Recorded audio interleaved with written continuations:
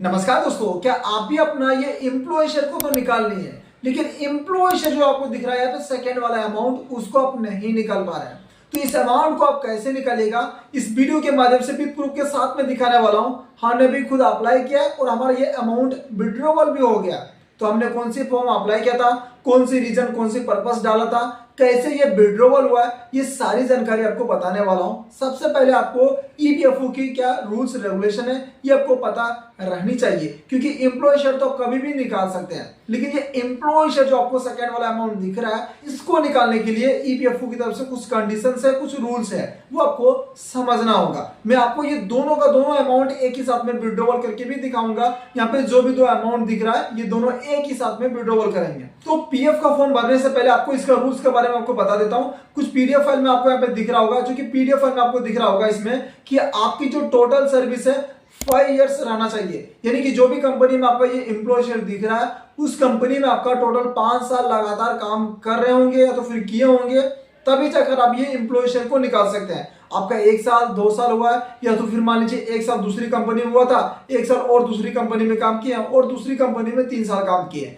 तो ऐसा अलग अलग कंपनी को मिलाकर यदि आपका 5 साल हो रहा है, तो फिर आप ये एम्प्लॉय शेयर को नहीं निकाल सकते। आप एक ही कंपनी में, मान लीजिए ए कंपनी में काम किए, तो ए में आपका कम से कम 5 साल की सर्विस रहना चाहिए, तब जाकर आप ये निकाल सकते हैं। मान लीजिए आपको कोई भी कंपनी में आपका 5 साल कंप्लीट हो चुका है, तब आप इसको कैसे विड्रॉवल कीजिएगा। बहुत ही सिंपल है, चलिए इसका फॉर्म भर के आपको दिखाते हैं। तो दोस्तों सिंपली आपको क्या करना है, सेम आप फॉर्म 31 जैसे अप्लाई करते हैं, सेम वैसे ही करना है। आपको ऑनलाइन सर्विस में जाके क्लिक करना है। उसके बाद यहाँ पे आपको अकाउंट नंबर डाल के वेरीफाई कर देना है। वेरीफाई करने के बाद यहाँ पे प्रोसीड करना है।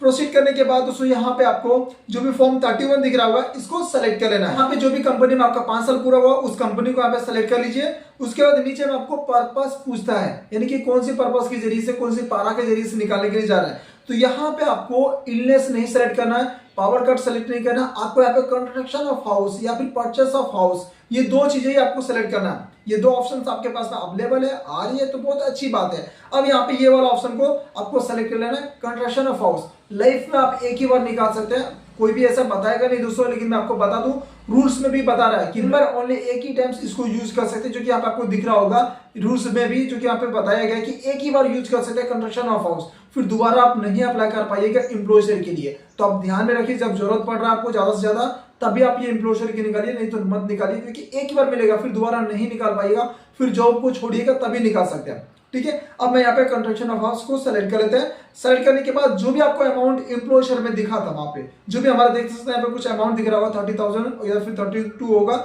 ये जो भी है दोनों का दोनों में एक ही साथ में निकाल रहे हैं। क्योंकि जब भी आप एम्प्लॉय शेयर को निकालने के लिए कंस्ट्रक्शन ऑफ हाउस डालते हैं, तो इसमें यहाँ पे ये बोलता है कि आपका जो भी एम्प्लॉय शेयर है और एम्प्लॉय शेयर है, उसका जो भी इंटरेस्ट ब्याज होगा, वो भी एक ही साथ में आपका मिल जाएगा। तो एक ही बार पूरा का पूरा पैसा आप निकाल लीजिए। तो मैं यहाँ पे इसको सेलेक्ट करके उसके बाद यहाँ पे आपका जो भी फॉर्म को भरिएगा तो 100% हो जाएगा। अमाउंट से यहाँ पे टोटल भर के एड्रेस फिलअप करके, उसके बाद यहाँ पे आप जैसे गेट ओटीपी पर क्लिक करके, देन फाइनली यहाँ पे जैसे हमारा जो ओटीपी भी सेंड हो गया है। अब ओटीपी आने के बाद यहाँ पे इंटर करके जैसे सबमिट कीजिएगा, तो आपका फॉर्म सबमिट हो जाएगा और सेम आपका फॉर्म 31 का जो भी अमाउंट है, उसका साथ में आपका एम्प्लॉय शेयर का भी पैसा आ जाएगा। तो कुछ इस प्रकार से दोस्तों आप अपना जो भी एम्प्लॉय शेयर और एम्प्लॉय शेयर को विड्रॉवल कर सकते हैं, निकासी कर सकते हैं, जो कि इस वीडियो के माध्यम से आपको कंप्लीट जानकारी प्रोवाइड कर दिया हूं। जानकारी पसंद आई तो प्लीज चैनल को सब्सक्राइब जरूर कर लीजिएगा, और पीएफ से रिलेटेड कोई भी डाउट है, कोई भी कंफ्यूजन है, तो कमेंट कीजिए, वहां पे आपको रिप्लाई मिल जाएगी। धन्यवाद।